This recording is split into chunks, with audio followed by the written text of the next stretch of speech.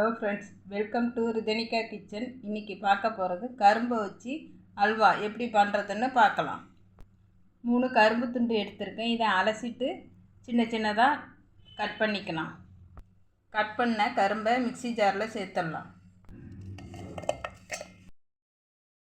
1 கிண்ணம் தண்ணி சேர்த்து கரும்பை அடிச்சிடலாம். இப்போ இதை நாம் வடிகட்டிடலாம். வடிகட்டின ஜூஸு இந்த கிண்ணத்தால் 2 கிண்ணம் இருக்குது. 1/2 கிண்ணம் கார்ன்ஃப்ளவர் மாவை ஒரு பாத்திரத்தில் சேர்த்துக்கலாம். 1 கிண்ணம் கரும்பு ஜூஸை இதில் சேர்த்து நல்லா கட்டி இல்லாமல் கரைச்சிடலாம். நான்ஸ்டிக் பேனில் 1 ஸ்பூன் நெய் ஊற்றிருக்கேன். நெய் சூடானதும் முந்திரி பருப்பை வறுத்துக்கலாம். முந்திரி பருப்பு வறுபட்டுச்சு. இதை தட்டில் மாற்றிக்கலாம். அடுத்து கரும்பு ஜூஸை ஊற்றிடலாம். ஜூஸு நல்லா கொதி வந்துடுச்சு. இப்போ கரைச்சி வச்ச கார்ன்ஃப்ளவரை சேர்த்துடலாம்.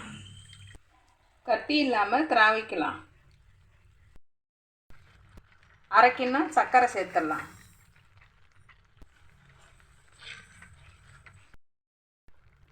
குங்குமப்பூ கொஞ்சம் தண்ணியில் கரைச்சி வச்சுருக்கேன். இதில் சேர்த்துடலாம். 3 ஸ்பூன் நெய் சேர்த்துடலாம். வறுத்த முந்திரி பருப்பை சேர்த்துடலாம். ஏலக்காய் தூள் கொஞ்சம் சேர்த்துடலாம். நான் சர்க்கரை சேர்த்துருக்கேன். சர்க்கரைக்கு பதில் நாட்டு சர்க்கரை கருப்பட்டி சேர்த்துக்கலாம். ஒட்டாமல் நல்லா சுருண்டு வந்துடுச்சு. இப்போ ஸ்டவ்வை ஆஃப் பண்ணிடலாம்.